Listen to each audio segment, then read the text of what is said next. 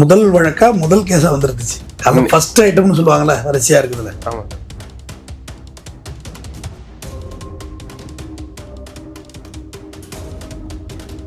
சிக்னல்ல இது மாதிரி குழந்தைங்களை வச்சு பிச்சை எடுக்கிறாங்க. அதாவது அவங்க அம்மாவோட ஃபேஸ் கட் பார்த்தீங்கன்னா ஒரு டர்க்கி ஸ்கின் டோனா இருக்கு. அந்த குழந்தைய பார்த்தீங்கன்னா அந்த வடகிழக்கு மாகாணத்தில் உள்ள ரவுண்டு முகமா இருக்கு தெரியுமா? ஏன் மூஞ்சில நேபாளி ஃபேஸ் மாதிரி, நேபாளி ஃபேஸ், அந்த மணிப்பூர், மேகாலயா அந்த மூஞ்சி மாதிரி இருக்கு. சம்டைம்ஸ் அவங்க தாய் பேசுகிற லாங்குவேஜ் வேறையா இருக்குது, அவங்க ஹஸ்பண்ட் வந்து வேற ஒரு லாங்குவேஜ் பேசுகிறாங்க. அப்போ ஒன்று எங்கேருந்து குழந்தைகளை நீங்கள் கடத்தி வர வேண்டும்.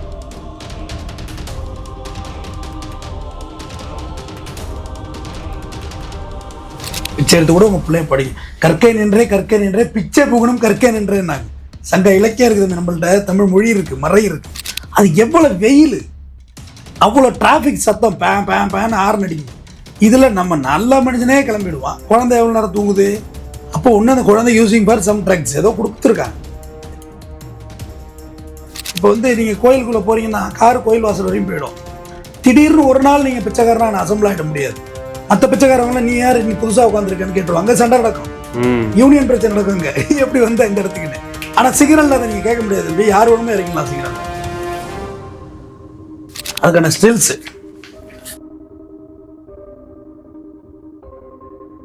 நீங்க பிச்சை எடுக்கிறத பத்தி இல்ல, ஒரு எதிர்கால சந்ததியை வந்து பிச்சைக்காரனா நீ மாத்துறது எப்படி ஒத்துக்கிறது? ஒரு பிசிக்கலி டிசேபிலிட்டியா இருக்கீங்க, உங்களுக்கு ஒரு கை முடியல, கால் முடியல, ரெண்டு ஏதோ ஒன்று வாட் எவர் இட் இஸ், அவங்களே ஸ்விக்கி சுமோட்டோ ஓட்டுறாங்க இன்னைக்கு. எனக்கு என்ன வருதுன்னா, இவ்வளோ குழந்தைகள் வெல்ஃபேர் ஆஃபீஸர்லாம் இந்த சிக்னல் வழியாக தானே போறீங்க, ஏன் உங்களுக்கு கண்ணை மூடிக்கிட்டீங்களான்னு கேட்குறாங்க. வந்தால் கண்ணை மூடிக்கிட்டீங்களா? பார்க்க மாட்டீங்க, சம்பளம் வாங்கல, கவர்மெண்ட்ல.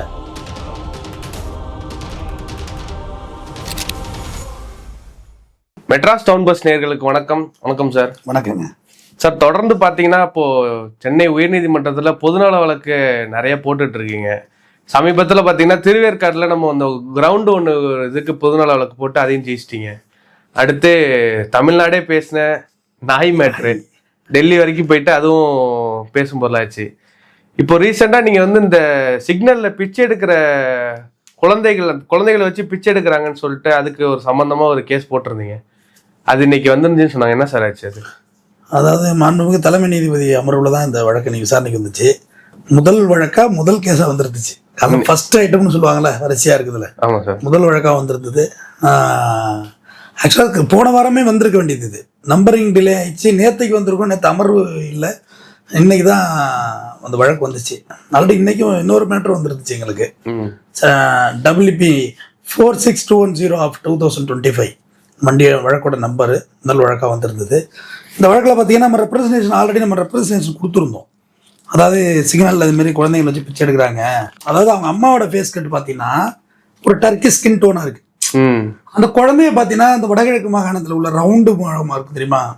ஏன் மூஞ்சில நேபாளி ஃபேஸ் மாதிரி, நேபாளி ஃபேஸ், அந்த மணிப்பூர், மேகாலயா அந்த மூஞ்சி மாதிரி இருக்கு. சம்டைம்ஸ் அவங்க தாய் பேசுகிற லாங்குவேஜ் வேறையா இருக்கு, அவங்க ஹஸ்பண்ட் வந்து வேற ஒரு லாங்குவேஜ் பேசுகிறான். அப்போ ஒன்று எங்கேருந்து குழந்தைகளை நீங்கள் கடத்தி வர வேண்டும். முதல் விஷயம், எங்கே திருடுறது, ஹாஸ்பிட்டலில் எங்கே குழந்தைய திருடுறது. அப்படி இல்லை, இந்த குழந்தைகளை வாடகைக்கு கொடுக்குற எவனோ ஒரு கேங் இருக்காங்க. ஏன்னா அந்த குழந்தைகளை நான் நல்லா கவனிச்சேன். எப்பவும் தூங்கிக்கிட்டே இருக்கு அந்த குழந்தை. எல்லாரும் கவனிச்சிங்களா? ஒன்று தோல்ல தூங்கலாம், மடியில் தூங்கும், ஒரு இது மாதிரி கட்டி போட்டு.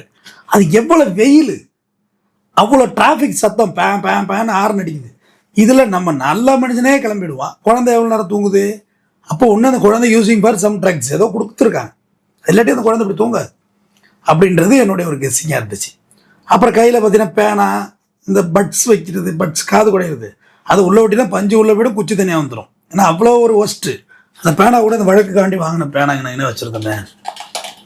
இந்த பேனா, இந்த மாதிரி பேனாலாம் அங்கே வச்சுட்டு இருப்பாங்க. சில பேர் 100 ரூபா கொடுத்துட்டு ஒரு பேனா வாங்குறவங்களும் இருக்காங்க, பேனா வாங்காம போகிறவங்களும் இருக்காங்க. இவங்கெல்லாம் யார், இங்கே எங்கே இருக்கிறாங்க? இங்கே ஒரு ஸ்டேயிங் பிளேஸ்னு ஒன்று இருக்கணும். கண்டிப்பாக இவங்கள்ட்ட ஒரு பெரிய யூனிட் இருக்குது. நம்ம சாதாரண இடத்த கை வைக்கிறது பிச்சைக்காரங்க தான் சொல்கிறோம், இல்லை, அவங்கள பெரிய யூனிட் இருக்குது. அதை பார்த்தேன். அந்த குழந்தைங்க இவங்களுக்கு வேறு வேறு முகச்சாடைகள் இருந்துச்சு. அப்போ எனக்குள்ள ஒரு எண்ணங்கள் தோன்றுச்சு. அப்போ இந்த குழந்தைகளை எங்கேயோ பறி கொடுத்தவங்க அழுதுகிட்டு எங்கேயோ ஒரு அம்மா அப்பா இருப்பாங்க தான், நம்ம பிள்ளை எங்கேயோ நல்லா இருந்துட்டு போட்டு மகாராசனா வாழட்டும் பாங்க, பட்டா ரோட்டில் இங்கே பிச்சை எடுக்கிறதுக்கு யூஸ் பண்ணிட்டு இருக்காங்க. மெட்டீரியலாக இருக்குது. நாளைக்கு அந்த பிள்ளையோட எதிர்காலம் என்ன, ஒரு ஹெல்த் கான்சியஸ் என்ன, ஒரு எஜுகேஷன் என்னவா இருக்கும் அந்த பிள்ளைக்கு? ரோட்லேயே பிச்சை எடுக்கும், அங்கேயே தூங்கும், அப்புறம் அது ஒரு 4 பிச்சைக்காரங்களை வச்சு பிச்சை எடுக்கும், இல்லை அது ஒரு கொலை செய்யும், அது ஒரு பிட் பாக்கெட் அடிக்கும், அது ஒரு செயின் இருக்கும். இப்படிதான் லைஃப் ஸ்டைல் மாறும். அது ஒரு கஞ்சா வைக்க போகும், ஏதோ ஒரு இல்லீகல் ஆட்டிடியூடுக்கு பயன்பட ஆரம்பிச்சிடும். ஏன்னா மற்ற எல்லாத்துலேயும் படிக்கிறதுக்கான ஆக்சஸ் இருக்குது. பிச்சைக்காரங்களுக்கு அது மாதிரி ஆக்சஸே கிடையாது. ஸ்டேவெஞ்சர்ஸ் அவங்களுக்கும் ஒன்றுமே கிடையாது, இந்த ஆக்சஸே கிடையாது. அப்போ நம்ம என்ன செய்யறோம், அது மனு கொடுக்குறோம். யார் யாருக்கு மனு எதிர் மனுதாரராக சேர்க்குறோம்னா, the secretary department of public health Saint George கோட் ஃபோர்ட் 1, இந்த கார்பரேஷன் கமிஷனர் ரிப்பன் பில்டிங் 2, இந்த commissioner of police Vepery, police தான் நடவடிக்கை எடுக்க வேண்டியது. The child welfare board Purasawalkam highway, அது குழந்தைகள் நல வாரியம். The secretary department of health Anna Salai, அது எதுவும் டிஎம்எஸ்ல இருக்குது, அது ஒரு பார்ட்டி சத்தம். இந்த டிராஃபிக் போலீஸ் கமிஷன் ஆஃபீஸ் ஒரு பார்ட்டி சத்தம். ஏன்னா இவங்க வந்து டிராஃபிக்கு நியூசன்ஸாக நிற்கிறாங்க. இது ஒரு புறம். இன்னொன்று டிராஃபிக்கு தொல்லை, கிராஸ் பண்ணி போகிறீங்க. உங்கள் வண்டியில் எடுக்கக்குள்ள உங்கள் காலில் ஏறிடலாம் ஒரு வண்டி, அல்லது உங்கள் குழந்தை வண்டியில் அடிபட்டுடலாம். அந்த ஆஸ்பெக்ட் இருக்குல்ல. நம்ம முன்னாடியே ஒரு வாட்டி பேசியிருக்கோம், ஒருத்தவரை என்ன மாதிரி அட்டன் பண்ணுறதா இருந்தாலும் அவங்களுக்கு ஒரு ஈஸி ஆக்சஸ். ஆமாம், இது ரொம்ப முக்கியமான பாயிண்ட்டு. ஒரு பெரிய ஆள் உங்ககிட்ட யாரும் நெருங்க முடியாது. நீங்கள் ஒரு உச்சபட்ச பதவியை வச்சீங்க, சிஜே கூட இருந்தீங்க, சீஃப் ஜஸ்டிஸாக கூட இருங்க, சிஎம்மாக கூட இருங்க. சிஎம் கூட சிக்னலில் நிற்கிறது இல்லை, மற்ற ஆஃபீஸர்ஸ் அமைச்சர்லாம் சிக்னலில் நிற்கிறாங்கல்ல. அப்போ உங்ககிட்ட ஒரு 2 பேர் வர்றதுன்னா வர முடியாது.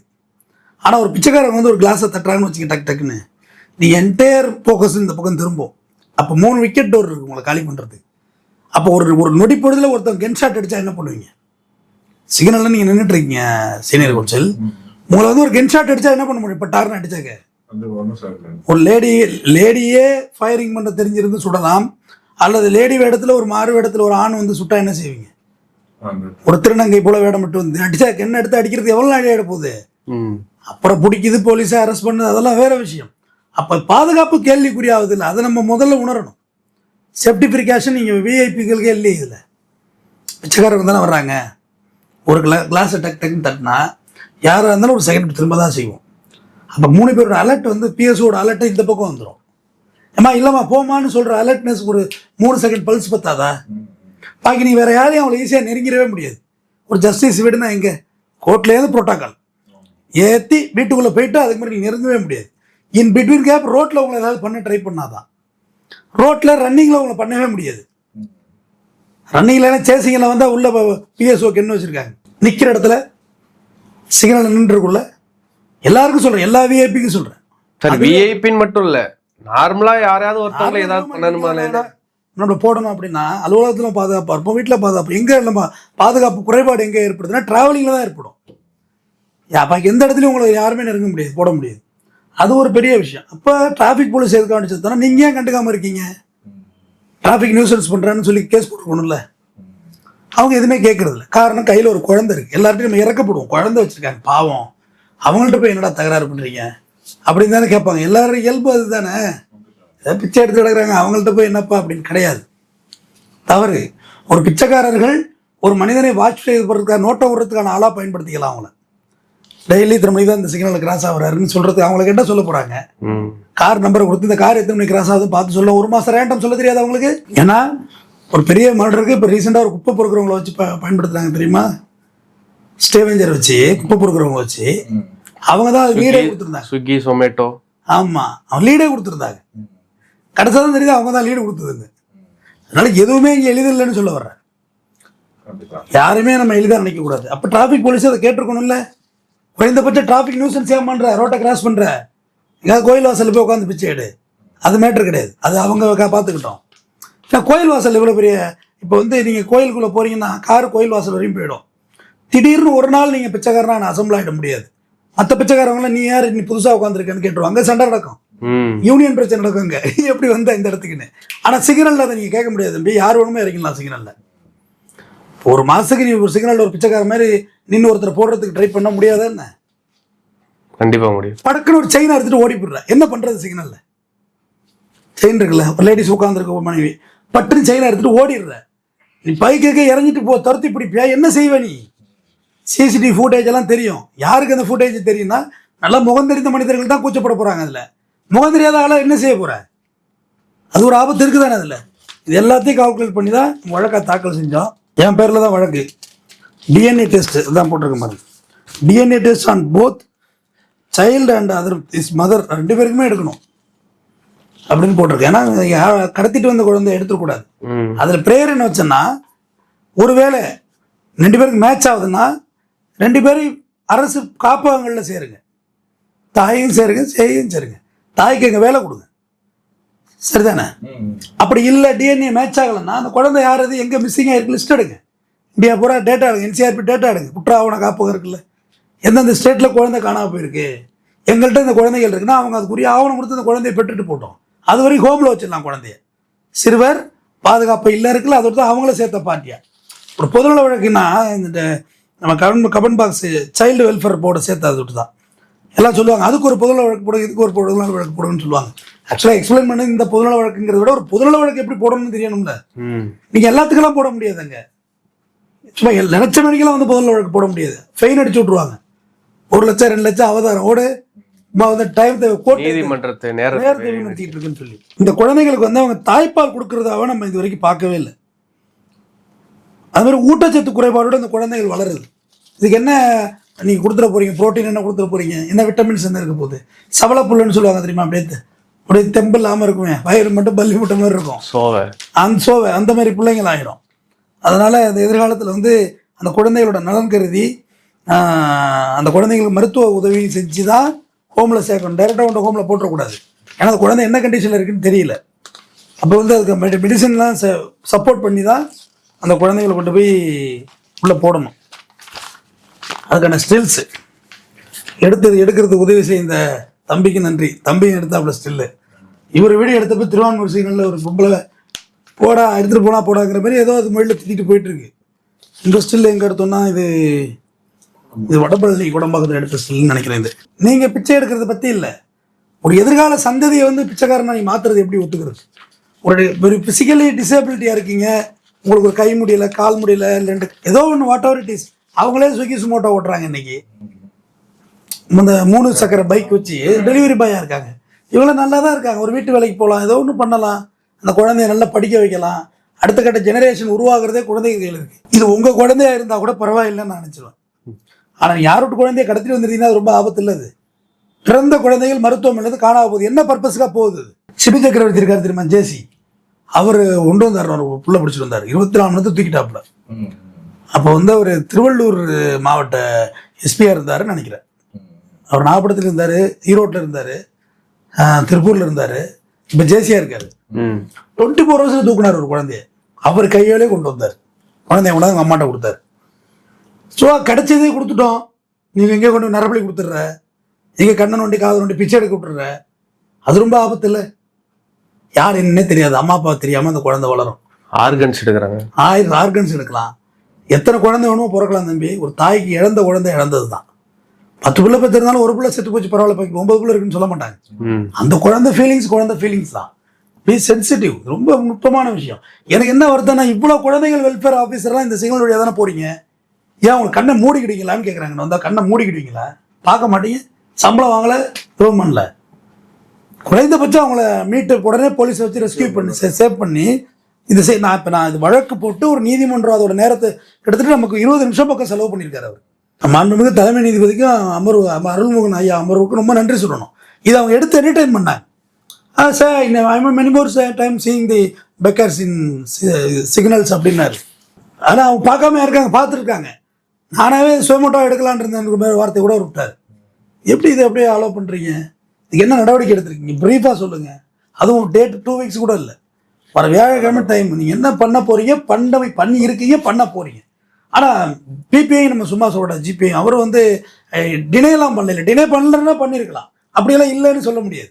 ஏன்னா ஜட்ஜே சொல்கிறார், நான் தான் பார்க்குறேனே சிக்னலில் நடக்குது, இந்த அக்கிரம கையில் பட்ஸ் வச்சுக்கிட்டு பேனா வச்சுக்கிட்டு கும்பல் of peoples in child of figures அப்படின்னு சொன்னார். ஸோ மறுக்க முடியாது. இது எதுக்காண்டி இதை சொல்ல வந்தேன்னா, இது எங்கே நம்ம கண் முன்னே நடந்தாலும். ஆனால் அவர் இன்னொரு இதுவும் சொன்னார் தானே, not only Chennai, was almost நாடு ஃபுல்லாகவே இருக்குது, ஓவரால் தமிழ்நாட்டில். ஏன்னா இப்போ எனக்கு தெரிஞ்சு இந்த ஆர்டரே அப்படி தான் போடுவார்னு நினைக்கிறேன், ஓவரால் தமிழ்நாடு இருக்கட்டும் அப்படின்னு. ஸோ நம்ம கண் முன்னாடி நடக்குது. யார் விட்டு பிள்ளையாக இருந்தால் நம்ம விட்டு பிள்ளையாக தான் இருக்கணுமா என்ன? யார் விட்டு குழந்தையாக இருந்தால் தான் என்ன? பிச்சை எடுக்கிறது அது வயசில் மூத்தவங்க, வேறு வழி இல்லை, வாழ வழி இல்லை, டிசேபிள்டாக இருக்காங்க, எடுக்கிறாங்கன்னா ரைட், நான் அதை ஒன்றும் பெருசாக எடுத்துக்கிறது இல்லை. இந்த சில பேர் சிக்கனில் கரண்டை இறக்கிட்டு உனக்கு வந்து வேலை வாங்கி தர்றேன் படிக்க மாட்டியான்னு கேட்குறதெல்லாம் வேஸ்ட். மொத்தமாகவே அந்த இடத்த விட்டு அவங்களை தூக்குறதுக்கு என்ன வழி அதுதான் பார்க்கணும். இப்போ வழக்கு போட்டாச்சா, இந்த வழக்கு ஆடுறதா ஒரு வாரம் தெரிச்சு ஓடிடுறாங்க, மறுபடியும் வந்துடுறாங்க. தொடர்ச்சியாக அவங்கள வந்து வாட்ச் பண்ணி அதை ரிமூவ் பண்ணால் தானே பண்ண முடியும். குறைந்தபட்சம் உங்களை சிறை வைப்பாங்க. கடத்தல் குழந்தையா இருந்தால் உங்களை சிறையில் வச்சிடணும். யார் அந்த மதரை சிறை ஜெயில்படுத்திடணும். படுத்துட்டு உரியவங்கள்ட்ட அந்த குழந்தைய ஒப்படைக்கணும். அவங்களாவது உரியவங்களாவது பார்த்து ஒப்படைக்கணும். அதையும் ஒரு கும்பல் வாங்கிட்டு போயிடுங்க. இவங்க பேக்ரவுண்ட் இல்லாதவங்க நினச்சிக்கிட்டீங்களாண்ணா? பேக்ரவுண்ட் இருக்கு, பெரிய ஒரு இவங்களை வச்சு ஒரு பெரிய கும்பல் இருக்கு. இவங்களுக்கு ஒரு நாள் டே சம்பளம் மாரி அந்த குழந்தைக்கு ஏதாச்சும் வாடகை மாரி அது ரொம்ப அநியாயம் இல்லையா? நீ தாய் எங்கேயே வேலைக்கு போய்ட்டா குழந்தைய வாடகைக்கு விட்டுருவா. குழந்தை வளர்க்க துப்பு இல்லைன்னா பெற்றுக்காதீங்க. கரெக்டு தானே?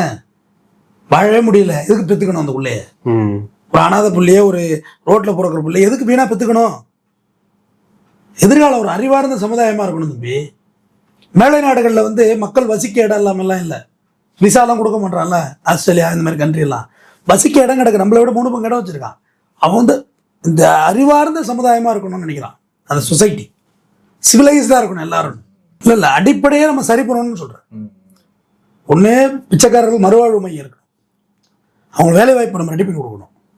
இல்லை முதல்ல நீ இது யார்கிட்ட பிள்ளை எல்லாத்தையும் செக் பண்ணு, அல்ல எல்லாத்தையும் அல்ல, அதை செய்யணும். 2 விஷயம் தானே. இப்போ ஸ்டேவெஞ்சர்ஸ் இருக்காங்கல்ல, அவங்களுக்கு வந்து கவர்மெண்ட்டில் வந்து இடம் கட்டி கொடுத்துருக்காங்க தங்கிக்கிறது. அது கூட ஒரு பேசு பொருளாச்சு. அவங்க தூங்கவே மாட்டாங்க. இங்கே வந்து அவங்களுக்கு சொபிசிகேட்டடாக இல்லை போல இருக்கு, பிடிக்க மாட்டேது அவங்களுக்கு, பார்க்கல தூங்குறது பிடிக்குது அப்படின்னு சொல்லி குழந்தைய வச்சு பண்ணுறீங்க. நீங்கள் தனியாக பிச்சை எடுங்க. உங்கள் பிள்ளைய நல்ல ஒரு இடத்துல வேலைக்கோ படிக்க சேர்த்துட்டு நீங்கள் வந்து பிச்சை எடுக்க தப்பு இல்லை. பிச்சை எடுத்து கூட உங்கள் பிள்ளைய படிக்க. கற்கை நின்றே பிச்சை புகணும் கற்கை நின்றேன்னாங்க. சங்க இலக்கியம் இருக்குது நம்மள்ட்ட, தமிழ் மொழி இருக்கு, மறை இருக்கு.